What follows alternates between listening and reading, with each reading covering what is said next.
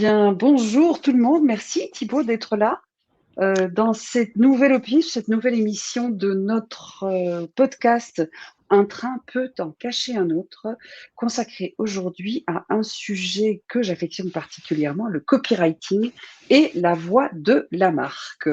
Donc, bienvenue pour parler aujourd'hui de contenu, de personnalité de marque et de copywriting.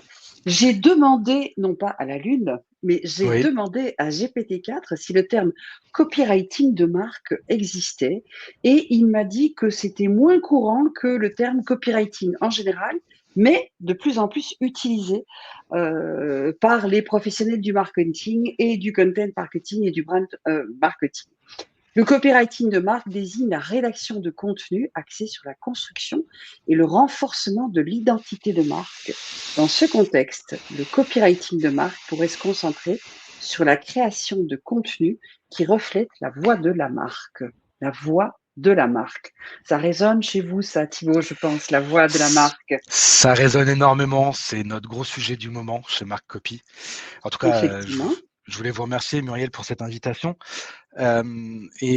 Justement, c'est important que vous ayez demandé à GPT-4 ce qu'il en pensait, ou en tout cas les informations qu'il avait sur le sujet, parce que ça introduit bien le sujet de l'IA, le copywriting, la brand, et aussi ce qu'on peut constater actuellement avec certaines IA qui vont manquer peut-être un peu d'âme, et comment on peut résoudre ça.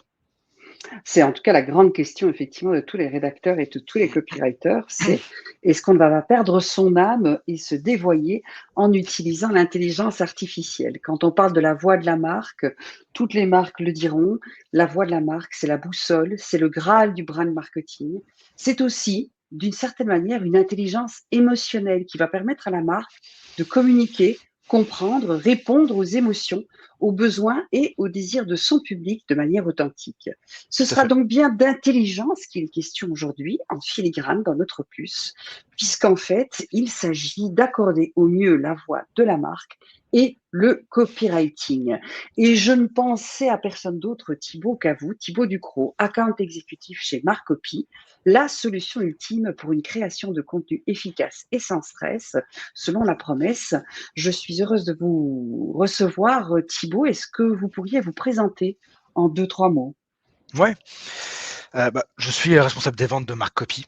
J'ai un parcours assez atypique jusque-là. J'ai pas toujours été dans la tech. Je viens d'un milieu plus traditionnel.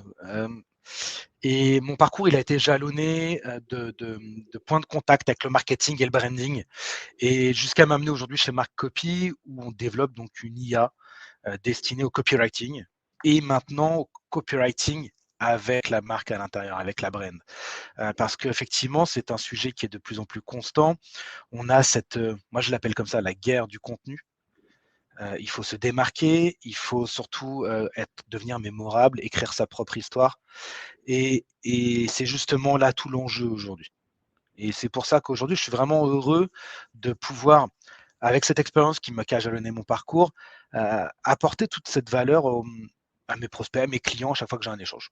C'est quelque chose qui me plaît, les accompagner dans cette démarche-là. D'accord, très bien.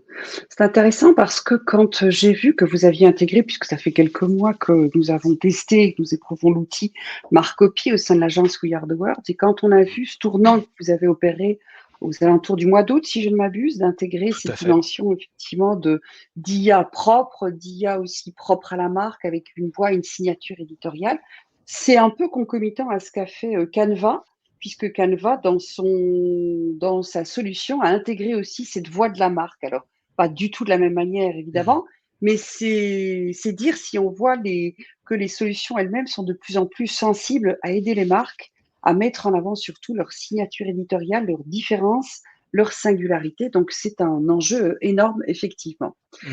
Ma première question, Thibaut, sera la suivante. Vous évoquez souvent dans vos contenus, puisque vous publiez Mhm. beaucoup sur LinkedIn, la personnalité de la marque et de ses publics.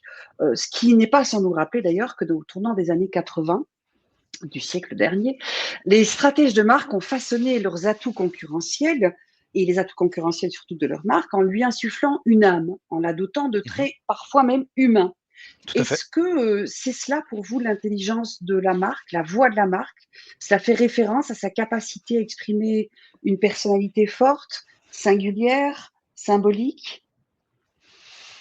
Déjà, c'est une question qui est très pertinente parce que pour moi, on touche au cœur même on touche au cœur de ce que représente en fait l'intelligence de la marque et de sa voix dans le domaine du content marketing. En fait, quand on aborde l'intelligence de la marque, on fait référence souvent à sa capacité à incarner, à exprimer une personnalité, comme vous l'avez dit, qui est forte, unique, distincte, important et symboliquement assez riche. Et donc en fait, c'est la manière également qui va permettre, en fait, dont une marque communique, interagit et se connecte avec ses cibles, avec son audience, qui va déterminer sa voix. Et du coup, la voix est pour moi un lien direct de son intelligence. D'accord. Vous avez parlé des années 80 et dans les années 80, effectivement, c'était le grand début. On a vu des très belles choses en termes de branding. Il y a des choses qui nous ont marqué, qui nous marquent depuis 40 ans. Et en fait, elles ont commencé à reconnaître l'importance de se démarquer par les produits, mais également par les valeurs et les émotions qu'elles voulaient procurer à leur cible. Donc, comme je vous dis, on a vu des stratégies très puissantes qui sont apparues à ce moment-là et qui leur ont permis en fait, d'avoir un atout concurrentiel majeur et au final qui le sont encore aujourd'hui. On en connaît plein des marques des années 80 qui sont encore là et qui représentent quelque chose de beaucoup plus grand que ce qu'elles proposent. Oui, donc si je reformule ce que vous dites, c'est à peu près à ce moment-là qu'on a vu, opérer ce glissement entre la réponse produit et la réponse marque. C'est que la Ouais, marque a commencé à se mettre en valeur dans sa dimension symbolique plutôt que dans sa dimension transactionnelle, au fond. exactement. Qu'est-ce qu'elle représente? Quelle est l'histoire qu'elle raconte? Quelle est sa mission? Et qui va lui permettre de créer ce lien en fait, qu'on cherche tous un peu en marketing, du coup, avec le public, et qui va transcender cette réponse aux besoins. Effectivement, cette réponse purement fonctionnelle. N'oublions pas que Exactement. c'est à l'époque aussi que les médias, d'ailleurs, eux-mêmes, devant faire face à une situation et à un marché de plus en plus concurrentiel, ont inventé ce qu'on appelait, les services marketing des médias, bien sûr, ont inventé ce Oui, qu'on a appelé le contrat de lecture, qui est un peu comme un contrat de mariage, c'est-à-dire que le contrat de lecture était une sorte de promesse que le magazine faisait à son lectorat en disant: «Chez nous, vous aurez de manière pérenne, durable, toujours tel type d'abord, tel type d'angle de traitement, tel type de thématique et tel type d'univers médiatique. Donc, on est effectivement dans une caisse de résonance entre des marques typiquement marketing, mmh. secteur privé, à mettre en avant leur réponse marque plutôt que leur réponse produit, et même les médias qui suivent la tendance. Mais comment insuffle-t-on cette intelligence, selon vous, Thibaut, dans sa stratégie de brand content? Comment est-ce que on va faire résonner ces mots avec les mots du consommateur? Comment est-ce que la marque va adopter, le vocabulaire, le langage, la culture verbale de son, consommateur pour qu'il y ait une résonance entre sa propre voix et celle de son public? J'en ai fait un post LinkedIn il y a 2 jours ou 3 jours, enfin moi je l'appelle les piliers, les 6 piliers du branding et le 6 plus 1, il y en a même un septième qui est important. En fait, le 1er, c'est déjà, bah, comprendre sa cible. Comprendre sa cible, étudier, bah, déjà, on commence par la base, ses attentes, ses besoins, ses désirs, ses comportements. Ça implique donc de connaître la façon dont elle s'exprime pour en retirer des verbatim, connaître ses codes, ses valeurs, comment elle perçoit aussi le monde. Et moi, j'aime bien en fait aussi parler de réfléchir et interviewer ces cibles pour connaître en fait le fameux job to be done. Qu'est-ce qui doit être fait pour leur permettre d'atteindre l'état qu'ils souhaitent atteindre. Et en fait, moi, enfin, vous parliez tout à l'heure des années 80, moi j'ai Nike en tête forcément, qui en fait en fait quand elle ciblait les sportifs, elle voulait rendre la pratique du sport quasi, à mes yeux, mythologique. Faire des athlètes de tout niveau des performeurs avec le just do it. Et donc, ça m'amène en fait après à un deuxième pilier qui est la création d'identité de marque assez forte. Elle doit être bien définie, elle doit incarner l'histoire, les valeurs et la mission. C'est en fait, elles permettent d'être cohérentes, de donner une cohérence à l'ensemble, et elle doit se refléter également dans tous les formats, dans tous les contenus. Et si on reprend encore l'exemple de Nike, qui va un peu jalonner tous ces piliers-là, sa mission, c'est la même depuis 40 ans, c'est apporter inspiration et innovation à chaque athlète dans le monde. Et à chaque athlète dans le monde est important, dans le sens où il y a une notion de communauté, et qu'elle touche tout le monde, hommes, femmes, toutes les ethnies. Euh, Diversification et inclusion, encore plus fort, on le ressent d'ailleurs ces dernières années dans leur communication. Le troisième point, c'est donc le message clair. Leur message à eux, c'est quasiment le même depuis 40 ans, c'est just do it. En gros, arrête de le rêver, fais-le maintenant. Et le just, il est là, c'est vas-y, passe à l'action en fait. Et après, on parlait de cohérence tout à l'heure, retrouver cette identité partout, sur tous les points de contact qu'on va pouvoir avoir avec son public cible, avec son audience. Et l'idée, donc, quelles que soient les valeurs d'ailleurs qu'on porte, que ce soit inspirant comme peut l'être Nike, amical, expert, si on pense à du B2B, il faut que on doit être constant.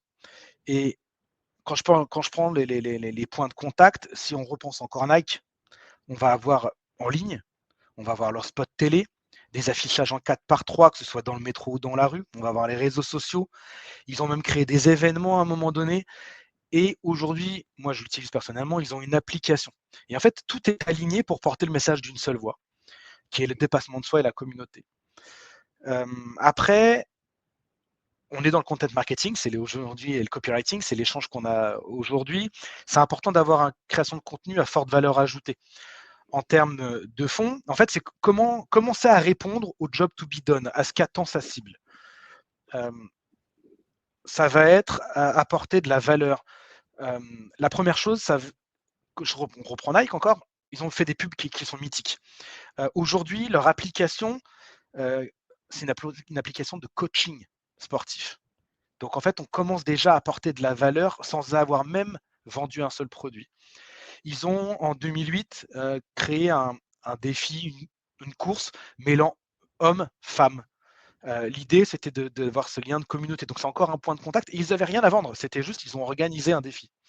Et ils sont bien évidemment partenaires, on le sait tous, des JO, de la Coupe du Monde, qui sont en fait les nouveaux dieux du stade. Et donc c'est toujours en lien avec leur côté de dépassement, de devenir mythologique en tant qu'athlète. Oui, c'est ce que j'allais dire. Dieu du stade, la mythologie. Donc, si je retiens ce que vous dites, Thibaut, dans tout ça, c'est que donc comment faire résonner les mots avec les mots du consommateur. On a un contexte, on a un cadre dans Oui, lequel on a un storytelling.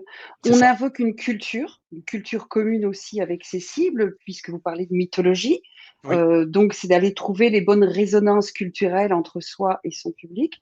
Vous parlez également, et là on fait plus, je pense, référence à la psychologie ou les sciences du comportement, à des récompenses. Quand vous parlez de cette application qui est du coaching, c'est avant même d'acheter le produit, on est dans une logique de récompense. Et on sait que notre cerveau, qui est resté quand même à un stade très préhistorique, malgré ce qu'on mhm, croit, a tendance à apprécier beaucoup la récompense. tout à Donc, fait. on va dire si. Alors, j'en parle pourquoi? Parce qu'effectivement, si on parle de copywriting, il y a là une stratégie qui est beaucoup plus dans l'ordre de la persuasion, de la conviction, de l'influence à travers les mots.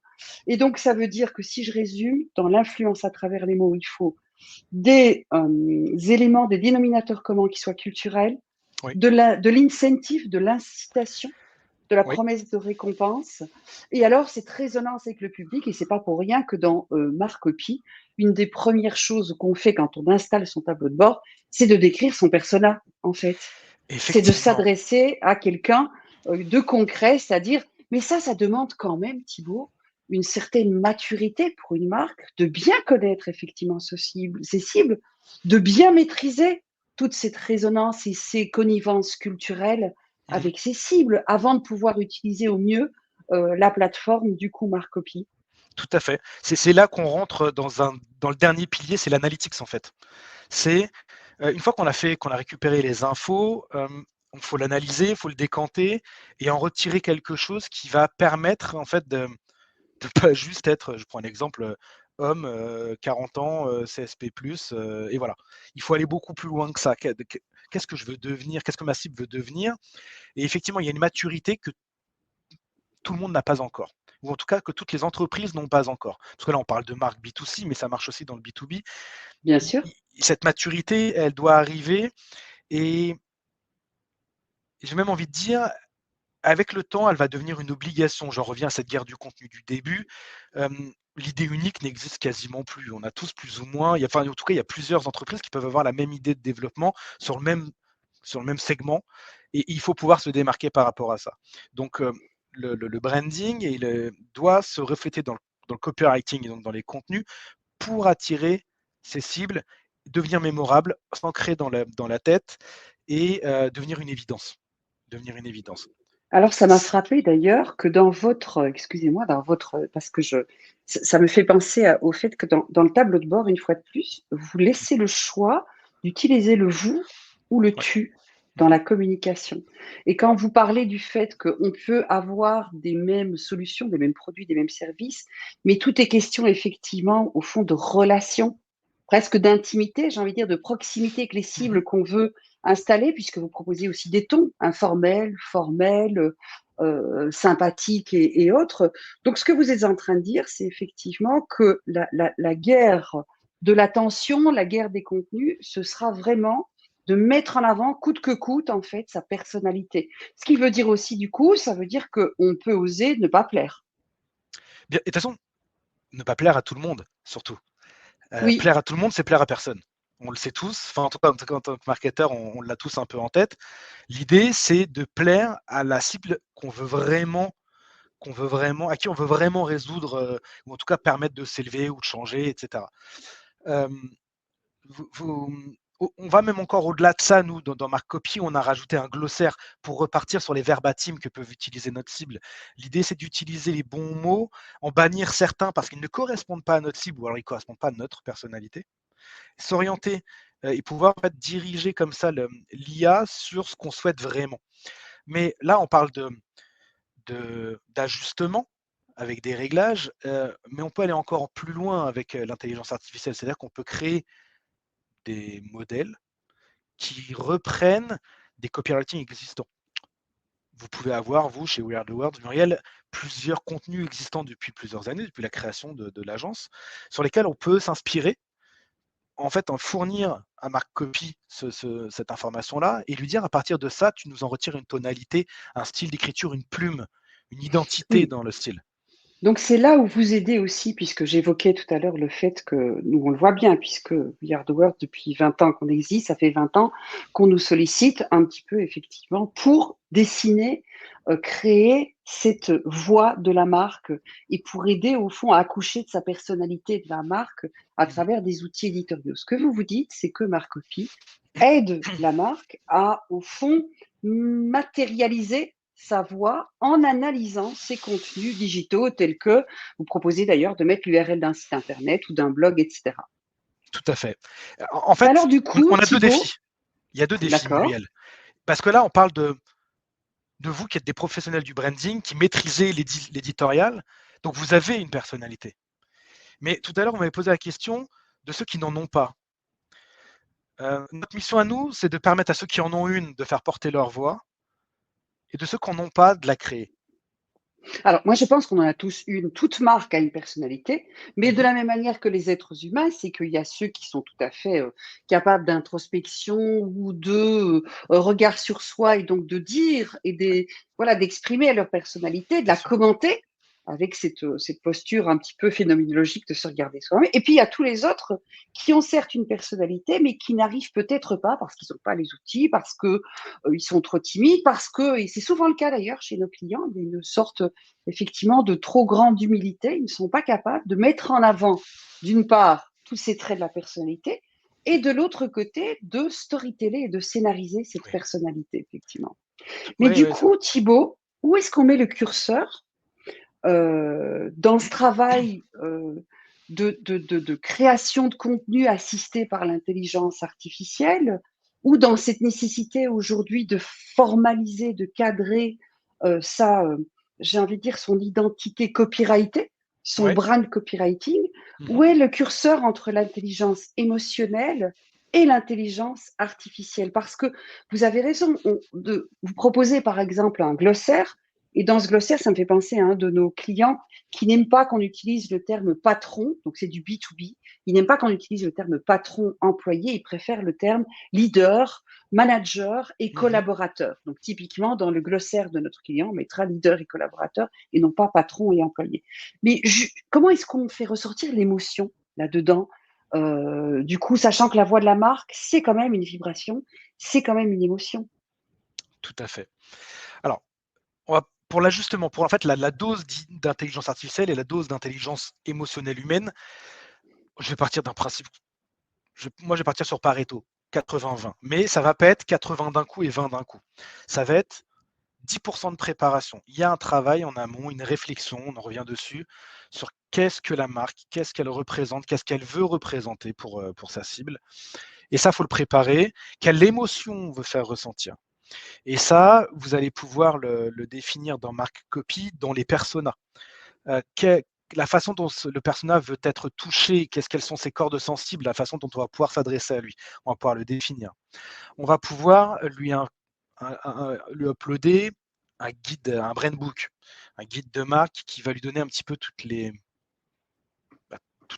grandes lignes en fait de notre marque, la façon de manière générale laquelle qu'on veut utiliser, quel levier, quelle tonalité on veut utiliser de manière générale. Ça, l'IA va on va pas dire qu'elle le comprend, mais elle va l'assimiler. Elle va l'assimiler pour pouvoir le reproduire. Après, on va pouvoir, comme je vous disais tout à l'heure, entraîner sur des modèles existants. Donc en fait, en plus de ça, on va alimenter avec déjà quelque chose qui est réalisé par de l'intelligence émotionnelle, par un humain. Et donc là, on va avoir ces 10 premiers pourcents. Après, l'idée, c'est de créer, de scaler sa création de contenu en ayant tous les paramétrages en amont qui ont été pensés. Donc là, on va avoir 80% de création de contenu. L'idée, c'est de créer, d'itérer. Et après, une fois qu'on a créé, que l'intelligence humaine revienne en analysant ce qui a été créé par l'intelligence artificielle, en faisant attention aux points de détail qui sont propres à chaque marque, pour venir peut-être éventuellement corriger, ajuster, parce que la puissance des mots est importante, il y a un équilibre entre beau et magnifique, par exemple, donc peut-être que cet équilibre-là doit être ajusté, et donc on arrive dans ces 10 derniers pourcents apportés par l'intelligence humaine. Et en fait, ce cheminement, ce voyage de création de contenu et de contenu de marque, qui est réflexion, préparation, itération et correction, il est, à nos yeux chez Marcopy, primordial. On a toujours vu l'IA comme étant un outil pour des experts métiers et pas Un un moyen outil et qui pas une fin en remplace. soi. On est Exactement. d'accord. OK, très bien, je vois. Du coup, quand on parle Marcopy, une des promesses de Marcopy, c'est de créer du contenu de qualité avec l'IA qui reflète parfaitement votre marque. Au fond, c'est un peu ce que vous dites, c'est le quartier de la perfection ou d'accéder à la perfection. C'est parce que c'est un cercle vertueux. On est chaque fois dans 3 à 4 étapes d'un cycle qu'il faut chaque fois, du coup, mettre à jour aussi, puisque la marque va évoluer. Bien Donc sûr. vous dites, on insuffle à la machine, entre guillemets, on insuffle de la donnée, on lui donne des sources pour elle-même pouvoir travailler et étudier les sources qu'on lui donne en la Mhm. corroborant avec des outils tels que le brand book, tels que la tonalité, etc. Et puis, elle produit du contenu qu'on ajuste, qu'on adapte, qu'on corrige, qu'on augmente. Et c'est un cycle vertueux. C'est ça que vous essayez d'expliquer? C'est exactement ça. Il y a ce travail. Nous, on recommande à nos utilisateurs de réinjecter les contenus qu'ils ont validés pour alimenter encore. Donc, on est effectivement dans ce cercle-là qui va être en fait un cercle vertueux qui va nous emmener vers toujours une constance et une homogénéité. Tout en sachant qu'on parle effectivement de s'adapter dans le temps. Euh, Si on reprend Nike, ils étaient là il y a 40 ans, ils sont encore là aujourd'hui. Et ils sont encore leaders. Enfin, ils sont devenus leaders en 40 ans. Mais ils ont su adapter leur message à leur cible. Et la cible a vieilli, ils se sont repositionnés et ils ont repositionné leur message, leur verbatim, entre autres, tout en gardant l'essence même de ce qu'ils étaient. Et avec Marcopy, on va pouvoir le faire justement dans le même cas en lui disant, bah voilà, il y a notre essence, tu la connais, mais notre cible, elle a changé. Donc en fait, on va redéfinir un persona et il va réadapter sa façon de faire. D'accord, très bien. D'où effectivement ce côté aussi que c'est dans la durée que ça se fait, Tout à fait. c'est un travail de constante, amélioration, de constante, perfectionnement. Tout à fait. D'accord. Une dernière question, juste pour clôturer. Pour vous, une marque, intelligente, puisque on parle d'interpréter ses données, d'évoluer, de se remettre en question, est-ce qu'une marque intelligente, c'est une marque qui s'adapte, qui évolue, quitte même parfois à rabattre toutes les cartes? Ou est-ce que c'est une marque qui va récolter, exploiter et surtout interpréter ses propres données? Et aujourd'hui, c'est davantage ça l'enjeu pour vous? En fait, c'est pas en opposition pour moi, c'est complémentaire ce que vous me demandez. C'est qu'en fait, pour faire le premier, il faut le deuxième. C'est qu'il faut pouvoir analyser, il faut pouvoir récupérer de la data et savoir quoi en faire pour pouvoir être toujours dans l'air du temps. Donc en fait, c'est pas antinomique pour moi. Ça va ensemble. Ça va D'accord, ensemble. Et une stratégie gagnante, c'est l'ensemble des deux. Sinon, bah, on va être une marque éphémère. d'accord, très bien. Je pense que ce sera le bon mot de la fin. Comment ne pas être une marque éphémère? C'est de s'adapter, évoluer et puis, d'insuffler ça en permanence dans ces outils de brand voice, de voix de la marque, de brand book et de signature, éditoriale. Merci Thibaut pour ce moment partagé. Est-ce Merci que vous Muriel. voulez partager encore quelque chose? Mot de la fin ou? Non, tout va bien. Je pense qu'on a fait le tour un petit peu de la question. Merci Muriel. Génial. Merci à vous. Merci à celles et ceux qui passaient par hasard sur LinkedIn, qui nous ont vus avec la lumière, puisque c'est un peu, c'est de l'impro. On a échangé ce matin sur le LinkedIn de Thibaut qui disait qu'il était bien content de faire ce podcast cet après-midi. Et du coup, comme ça générait pas mal d'enthousiasme et de curiosité, on s'est dit, tant qu'à faire, sortons de notre caverne de Platon et faisons-le en live et en direct. Merci à tout le monde. Un excellent vendredi et un bon week-end. À bientôt Thibaut. Au revoir Muriel, merci. Merci, au revoir.